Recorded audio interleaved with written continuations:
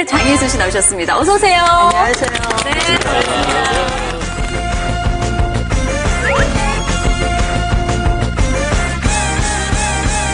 요 지금 가지고 계신 보험을 좀 전문가들이 분석을 좀 제대로 한번 해드리도록 하겠습니다. 네. 잘 가입하셨는지 한번 볼게요. 네. 예. 이 보험 같은 경우에는 사실상 좀 좋은 점이 있어요. 근데 아직까지 혜택을 못 받으신 부분은 이제 아무래도 건강하셨기 때문에 못 받으신 것 같아요. 왜냐면 이 보험 좋은 자체가 거죠, 뭐. 그렇죠. 예. 이 보험 자체가 그 진단금 위주로 좀 구성이 되어 있어요. 뭐 암이라든지 뭐 뇌졸중이라든지 아니면 급성 심근경색이라든지 이런 부분하고 플러스로 이제 부인과 질환 쪽에 좀 특화가 되어 있는데 특징 중에 하나가 뭐냐면 암 진단금 같은 경우에 요즘에는 이제 갑상선암 같은 경우에는요 소액으로 빠져서 10% 내지 20% 정도밖에 주질 않아요. 그런데 이 보험 같은 경우에는 모든 일반 진단금을 100% 지급을 해주거든요. 갑상선암도. 그렇기 좋네요. 때문에 예. 굉장히 좀 유지를 잘 하시면 좋을 법한 그런 보험인데 약간 아쉬운 점은 예전에 가입을 하셨기 때문에 네. 그 부분이 이제 만기가 좀 짧으세요. 그 그렇죠. 부분이 조금 아쉬운 점이 있습니다. 네. 예. 자, 사연만 봐서는 이 보험회사에서 뭔가 착오가 있지 않았나 싶을 정도로 지금 보험금이 다르게 나오거든요. 왜 그렇죠? 네, 그 사연의 주인공이 정말 억울했던지 네. 저희한테 증권을 보내주셨어요. 그래서 살펴보면 그 주인공 같은 경우에는 그 상해 사망하고 운전자 특약이 이제 구성이 되어 있었고요. 여기 나오는 이제 100만 원을 더 받으시니 김 네네. 사장님 같은 경우에는 예. 상해 사망과 운전자 특약 거기 외에도 추가적으로 이제 골절 진단금에 대한 어떤 진단비와 수술비 그리고 5대 골절이라고 해서 추가적으로 또 진단비와 수술비가 같이 구성이 되어 있었어요. 네. 그런데 이제 이 두 분 같은 경우에는 같은 회사에 또 같은 시기에 가입을 하셨기 때문에 더 억울을 하셨을 것 같아요. 맞아요. 예. 더군다나 그 매월 김 사장님이 내셨던 그 보험료가 803원이었다고 합니다. 맞아요. 예. 그것만 냈는데 지금 100만 원을 더 지급을 받으신 거죠. 네, 받은 거죠. 그래서 이제 억울해서 이렇게 질권을 보내오셨더라고요. 네. 적은 보험료로 중복 보상이 가능한 경우 또 어떤 것들이 있는지 굉장히 궁금하실 것 같거든요. 저 앞서 그 사연처럼 네. 뭐 골절이나 뭐 화상이나 뭐 이런 상해 관련 담보들인데요. 예. 일단 운전자 보험에는 이제 각종 상해 특약들을 넣을 수가 있어요. 그래서 예를 들면 상해 수술비, 상해 입원비, 그리고 더불어서 운전자 보험이다 보니까 이제 네. 교통이랑 관련이 있잖아요. 그 앞에 교통자를 붙이게 되면 훨씬 더 저렴해져요. 그래서 교통상해 수술비, 교통상해 뭐 입원비 이런 식으로 이제 구성을 하면 중복 보장도 가능할 뿐더러 좀 더 저렴하게 네네. 준비를 하실 수가 있고 그리고 이제 병력으로 인해서 간편보험마저도 네. 힘드신 분들이 있어요. 예. 그런 분들은 운전자 보험을 통해서 상해 쪽을 가입을 하시면 좀 수월하게 가입을 하실 수가 있습니다. 중복 보상을 중점적으로 좀 살펴봐야 할 대상이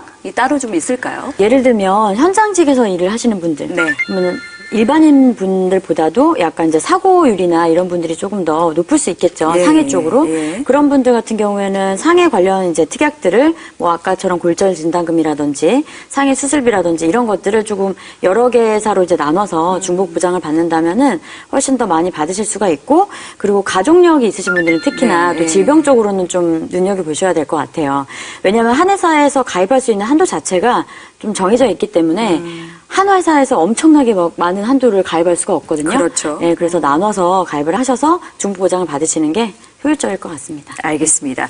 자, 그렇다면 이때쯤 이제 궁금한 게 있습니다. 누구나 꼭 알고 싶은 거죠. 보험료는 적게 내면서 보험금을 좀 많이 받을 수 있는 이 방법에 대해서 지금 꼭 알려드리겠다 저희가 좀 큰 소리를 쳤는데요. 우리 전문가들의 비법도 따로 있을 것 같습니다. 좀 알려주십시오. 뭐니 해도 네. 보험료를 줄이는 게 최고죠. 그렇죠. 네. 네. 그래서 두 가지를 알려드릴 건데요.